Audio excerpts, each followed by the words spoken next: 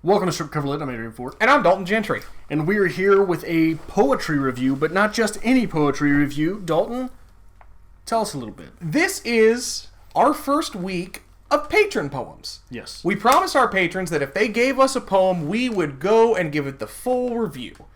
So this is a poem from our dear patron, Silje. I hope I said that right. I want you to know anytime I reference your name, I call you Silje. Yeah. Because I correct him. He corrects me.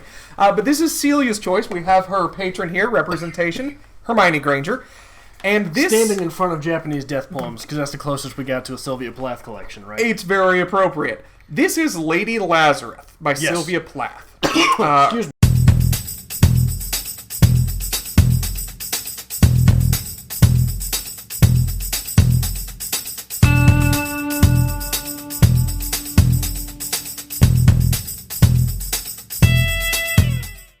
Are we going to do a reading? Yes. Do you want me to go first? You go first. This is going to take 10 minutes. I want you to know that the entire video is just going to be us reading it. People like our readings. Lady Lazarus. I have done it again. One year in every 10, I manage it. A sort of walking miracle. My skin, bright as a Nazi lampshade. My right foot a paperweight. My face a featureless, fine Jew linen. Peel off the napkin, O my enemy. Do I terrify? The nose, the eye pits, the full set of teeth, the sour breath will vanish in a day. Soon the flesh the grave cave ate will be at home on me, and I a smiling woman. I am only 30, and like a cat I have 9 times to die. This is number 3. What a trash to annihilate each decade. What a million filaments the peanut-crunching crowd shoves in to see them unwrap me hand and foot, the big striptease. Gentlemen, ladies, these are my hands, my knees. I may be skin and bone, nevertheless, I am the same, identical woman. The first time it happened I was 10. It was an accident. The second time I meant it to last. I meant to last it out and not come back at all. I rocked shut, as a seashell. They had to call and pick the worms off me like sticky pearls. Dying is an art, like everything else. I do it exceptionally well. I do it so it feels hot like hell. I do it so it feels real. I guess you could say I've a call. It's easy enough to do it in a cell. It's easy enough to do it and stay put. It's theatrical. Come back in broad day to the same place, the same face, the same brute, amused shout. A miracle that knocks me out. There is a charge. For the eyeing of my scars, there is a charge for the hearing of my heart. It really goes. And there is a charge, a very large charge for a word or a touch or a bit of blood or a piece of my hair or my clothes. So, Herr Doctor, so, Herr Enemy, I am your opus, I am your valuable, the pure gold, baby, that melts to a shriek. I turn and burn, do not think I underestimate your great concern. Ash, you poke and stir, flesh and bone, there is nothing there. A cake of soap, a wedding ring, a gold filling. Ere God, ere Lucifer, beware, beware. Out of ash I rise with my red hair, and I eat men like air. Isn't that lovely? Wow. Isn't that lovely? Lady Lazarus. I have done it again. 1 year in every 10, I manage it. A sort of walking miracle, my skin bright as a Nazi lampshade, my right foot a paperweight, my face a featureless, fine Jew linen. Peel off the napkin, O my enemy. Do I terrify? The nose, the eye pits, the full set of teeth, the sour breath will vanish in a day. Soon the flesh the grave cave ate will be at home on me, and I, a smiling woman, I am only 30, and like the cat I have 9 times to die. This is number 3. What a trash to annihilate each decade. What a million filaments the peanut-crunching crowd shoves in to see them unwrap me hand and foot, the big striptease.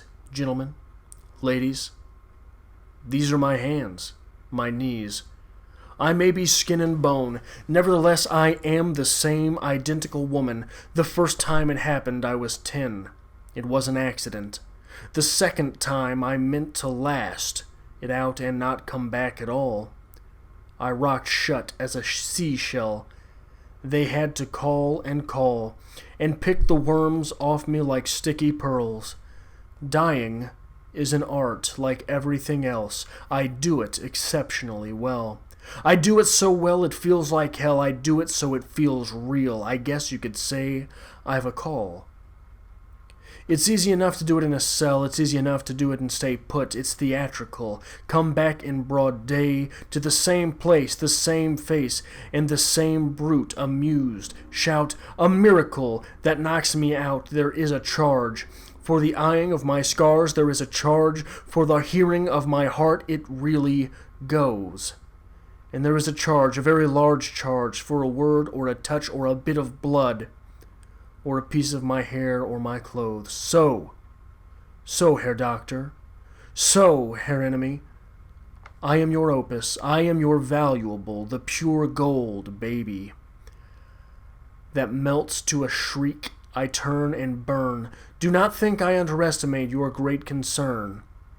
Ash, ash you poke and stir, flesh, bone, there is nothing there. A cake of soap, a wedding ring, a gold filling, Herr God, Herr Lucifer, beware, beware. Out of ash I rise with my red hair, and I eat men like air. Look at that. 2 readings, only took 7 minutes. It's alright, we're there. But you have to read it, you have to hear it in multiple ways before you can break it down. Yes. So, 3 good things, 3 bad things. Adrian, would you like to start? Sure. 3 good. Number 1, there is minimal repetition, but boy does it burn. 2, the tone here feels like a rage quit day's end cigar. 3, for using biblical imagery, this poem does not come across as cliche or as try-hard. Okay. This is a fine example of quintessential Sylvia Plath. There is beauty to be found here, and that beauty comes from the grotesque and the suffering.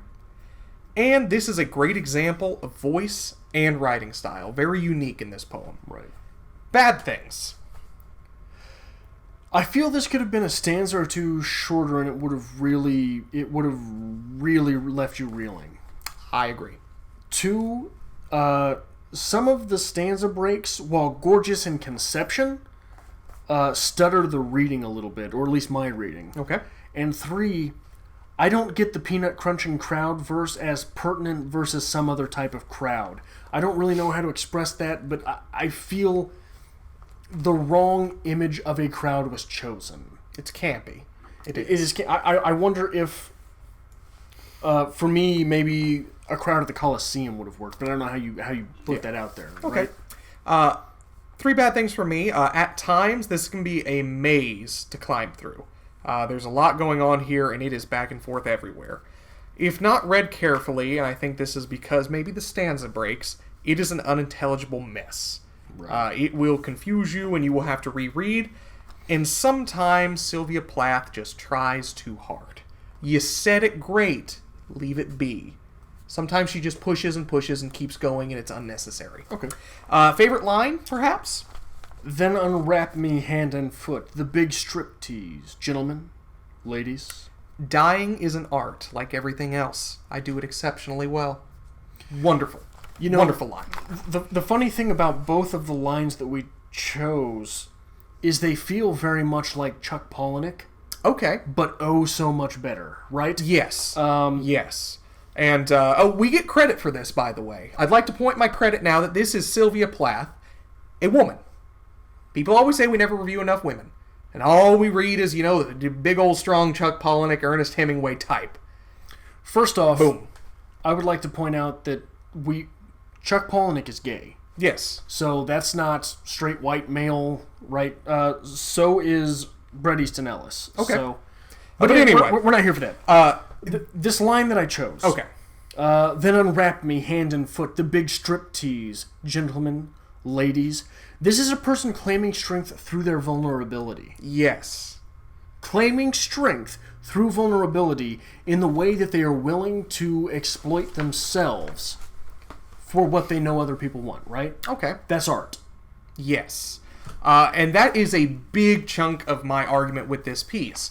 And it's generally accepted that this is, for lack of better words, a suicide poem. Okay. However, if you read this in the sense that to be an artist, you must suffer, and you must display yourself naked, you must be vulnerable and give yourself to the audience, if you combine those two, you have to kill yourself to create art.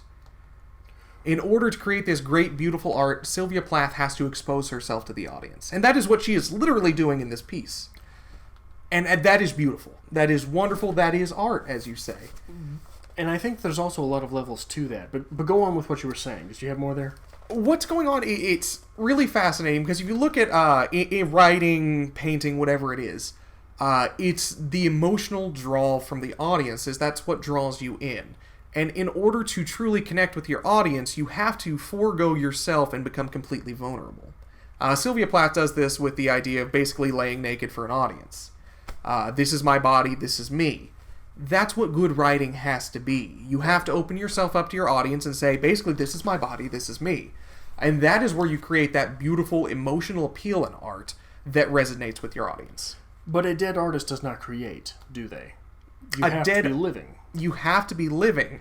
But in order to create art, you have to sacrifice, you have to suffer. Exactly. You have to be willing to die for your art. But I think that the great draining irony of this poem, which makes this so great, is that this is Lady Lazarus. Yes. Right? What is Lazarus famous for? This is an allusion to the Christian biblical story of Lazarus. I hope I get this right. Please correct me if I'm wrong.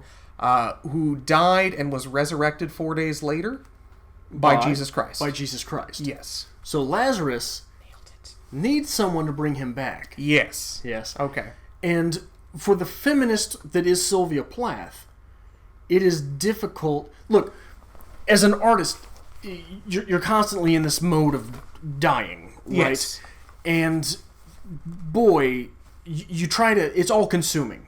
Okay. And you try to give it more every day, but it's easier to give it more when you have time away from the art, and you have someone there to revitalize you. Okay. And it's hard for anyone in that situation to understand and to admit that it takes someone else to bring you back. Okay. Right? It takes someone else to charge you up. It takes someone else to give you that little hint of life that you can then go and die with your art. Okay. I'm just playing on my phone. I'm not actually looking up the poem again. Excuse me. You better be looking at it. The last few lines of this, though, are very powerful and very empowering in the sense of femininity, if you want to play this. Out of the ash, I rise with my red hair, and I eat men like air. This is Sylvia Plath saying, contrary to the piece of Lazarus, she doesn't need anyone else. She is the phoenix. Out of the ash she rises. There's the symbolism of red there. Well, but we've also got the symbolism of the cat, right? Yes. Living 9 lives. Living 9 lives. Cats are often associated with femininity, right? Okay. The witch has the cat with it, right? Yes. All of these symbols with women. There's a lot of feminine symbols going on. Right, absolutely. But no, I do agree with you that the allusion to Lazarus is a well-done illusion. It works well. It plays well. It's not overdone. But it brings something to the piece. Well, and I think that it's telling that that's where this piece is titled. Okay. Right? It's not titled Cat Lady. Yes. It's not titled Phoenix Woman. Yes. It's titled Lady Lazarus. And I think that when we're looking at things with a bit of feminist critique light, when you see that title, Lady Lazarus, you're not sure if this is a female embodiment of Lazarus, Okay. or if this is Lazarus's wife. Okay. Right? It does play both ways. It does play both ways until you read the poem. Yes. And I think that is part of the critique in here, or part of what's going on in this poem. Okay. Is this Lazarus's wife? And you have to read it to understand, no, this is a woman Lazarus. Yes. Embodiment of Lazarus. Right. And what that does is that automatically makes you start clicking on, why is it that no one calls me, if I were married to a Mrs. Smith, no one calls me Mr. Smith. Okay. I am not Sir Smith. I'm still Mr. Fort, right? So the woman I don't take the woman's name. But in this poem, she's the remarkable one. Okay. But regardless of who in the relationship is the remarkable one, right, or who's going through the struggle, it's the man whose name is taken. Okay. And you have to read the poem to get that. Okay. Now, I do think, and maybe this is just me wanting to harp a little bit on Sylvia Plath, but sometimes she tries just a little too hard. I'm interested to see where you're going. Okay, there is beautiful, beautiful wordplay in this. But I think, as you said in one of your negative comments, what was the negative comment? May I see them again? I feel like it could have been a stanza or two shorter. Is that where you're going? There seems to be some unnecessary snippets in here, where Sylvia Plath is going on. She has beautiful lines like, dying is an art like everything else, I do it exceptionally well. But then I'm going to tell you another stanza about it. I'm going to continue to move forward. Just put your head in the oven and be done with it, Sylvia. There's just some here, it seems like she's just pushing too hard. I would be interested to know which ones you think those are. I would have to sit through and actually, mark out which ones I think would be unnecessary. Okay, well, next time. Okay. Because while I think that this could be shorter, I don't know how it could be shorter. I don't know which images I would take out. But if you're pushing at a length battle here, if you look at a very famous poem by Sylvia Plath, Daddy, which is the sister to this poem, hands down, it accomplishes just as much, and it is remarkably shorter. Ooh, I don't know that I would say it accomplishes just as much. I think that they accomplish different things. I think that Daddy is Daddy stabs like a knife. Okay. Right? This poem stabs like a pitchfork. Okay. Right? You got that trinity going straight in, right? Okay.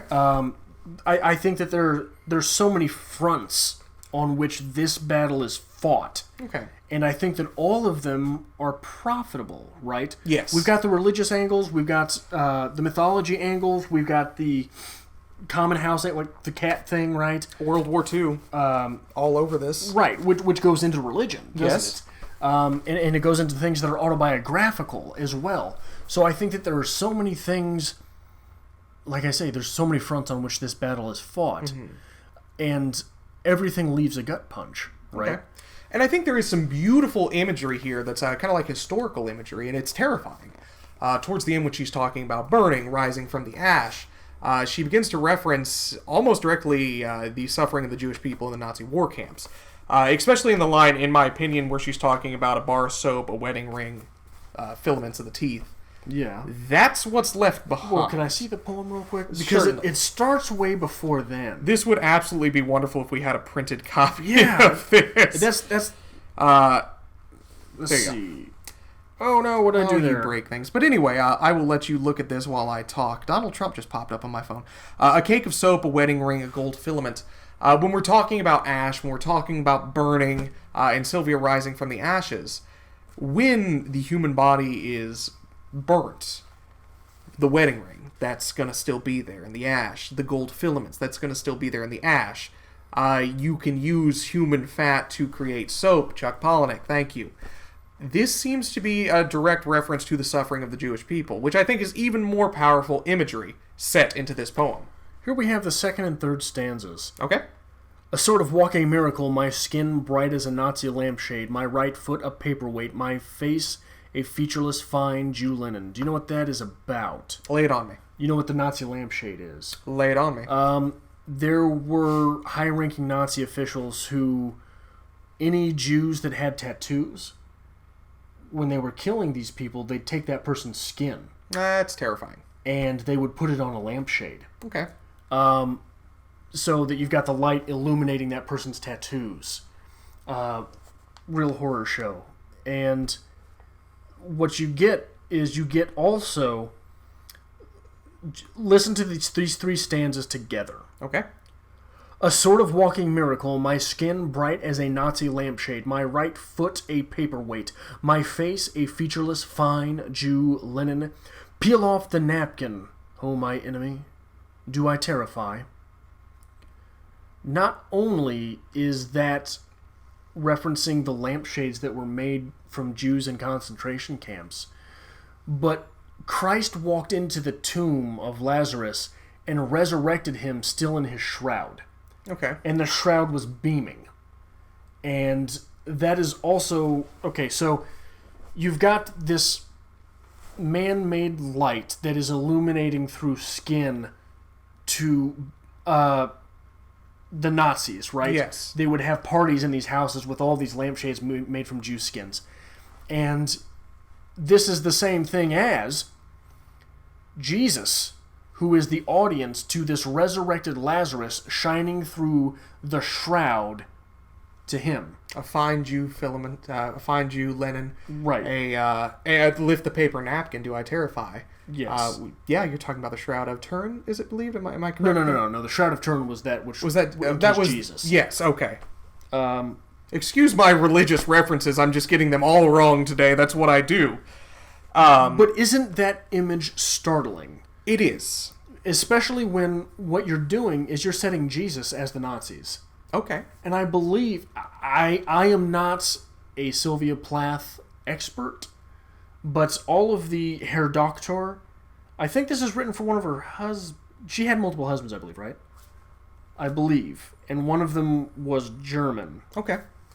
I could be completely wrong on that. Don't quote me. I should have looked it up. I apologize. I think, again, with the Herr Doctor, your Lucifer, things like that, that's just, it pushes that World War II historic touch just a little bit more. Right. It is necessary to the piece, to the imagery. Right. But it is very interesting that there is so much going on here, and that's what I'm trying to get at when I'm saying it's a maze to climb through. It is. Because if you want to read it as a suicide poem, have at. If you want to read it for empowerment to feminism, have at. If you want to read it as a historical take on World War II, have at. It is all relevant. But it all combines together, and interesting enough, it works. It meshes well, and that is why Sylvia Plath is great at what she does. Right. And there are times, like that example we just talked about, where it works so well, on so many levels, where you've got me as Lazarus, me also as the light, where there is this shroud, which is the shroud which exemplifies death, which could be a person's skin in the latter example versus the shroud in the former. And then you have the Nazi and Jesus as the same, and they are both the ones responsible for this light which is beaming. Okay. Right? Which goes back to that artistic level. Yes. Right? Of what is art and where does it come from and what is necessary for it. And there's so many levels to this. And it's a wonderful poem. It's a wonderfully long poem. Unfortunately, its length does not necessarily lend itself to a 20-25 minute review. Yes. Because we can't pick apart all of the images in here. Now, from a writer's standpoint with this, like I said, this is a great example of Sylvia Plath's voice as a writer. I think that harkens true through all of her, most of her poetry. But like I said, this reminds me very much so of like a sister poem to Daddy. Okay. This is Sylvia Plath, quintessential Sylvia Plath. Now, if you want to look at the writing style that was chosen for this poetry, does it work? Yes. Does it seem a little clunky? Yeah. When you're transitioning between the stanzas, you mentioned you had a little difficulty. If you're trying to just breeze through this, you're going to get lost. My suggestion is, if you're just now getting into poetry, although this is a wonderful poem, this probably isn't the one you want to start with. This is one you're going to have to work. It's middle. It's middle range. It's not going to completely annihilate you, but it is going to require a little bit of slow reading and careful reading. Right. So it's interesting choice in writing style and the layout. Maybe that's an editor's choice. I don't know. But it does work. I'm not saying it was wrong, it was incorrect. It works. It's just... it's very difficult to sit and go through. Right. I'd like to bring up another image here. Okay. The nose, the eye pits, the full set of teeth, the sour breath will vanish in a day. Soon the flesh the grave cave ate will be at home on me. Is this a small nod to alcoholism? Alcoholics often get a sunken face. You've got the sour breath. The Tomorrow hangover it'll be vanishes gone. in a day. And you become dehydrated when you fill yourself up with alcohol because the alcohol dehydrates. Possibly so. Now, I don't, again, neither of us are experts on Sylvia Plath. I don't know much about the woman herself. I do know she had a lot of personal issues. Depression for sure. Did she battle with alcoholism? I believe so, with wine. I believe she drank wine. Well, being her era, it wouldn't make sense that to be dabbling in the mind-altering business. So that's a possibility as well. That's just another layer that you can just add into this poem, though. What more do you want to dig up with this? What a million filaments the peanut-crunching crowd shoves in to see them unwrap me hand and foot, the big striptease, gentlemen, ladies. I wonder why the peanut-crunching crowd? It seems like a poor choice of word for the mood of the poem. Peanut-crunching crowd to me sounds very campy, very, audience at a circus, whatnot. It doesn't seem like it's fitting to this.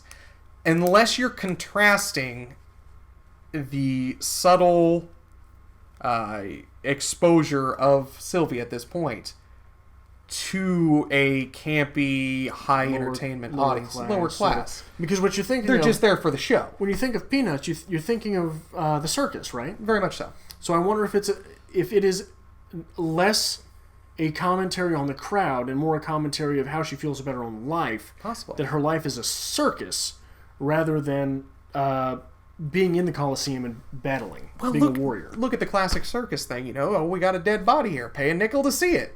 Who's going to go? Nobody who cares about the artist. Nobody cares about what the person suffered for. They're just there for the show. Right. So it even makes it a little more dark. Yeah. How dare you to bring this up? Anyway, what would you rate this poem? I would give this 92 sticky pearls out of 100. Okay, 92. High rating. 88 cakes of soap. Okay. So a little lower than you. I would suggest, as I mentioned this whole video, Daddy by Sylvia Plath. If you want Sylvia Plath, that's where you need to go. Okay. I would say Haunted by Chuck Palahniuk. Okay. Because Haunted's a novel that has poetry mixed in with the tone of Palahniuk, with Palahniuk's voice. And don't get me wrong, nothing in the poetry of that book is on this level.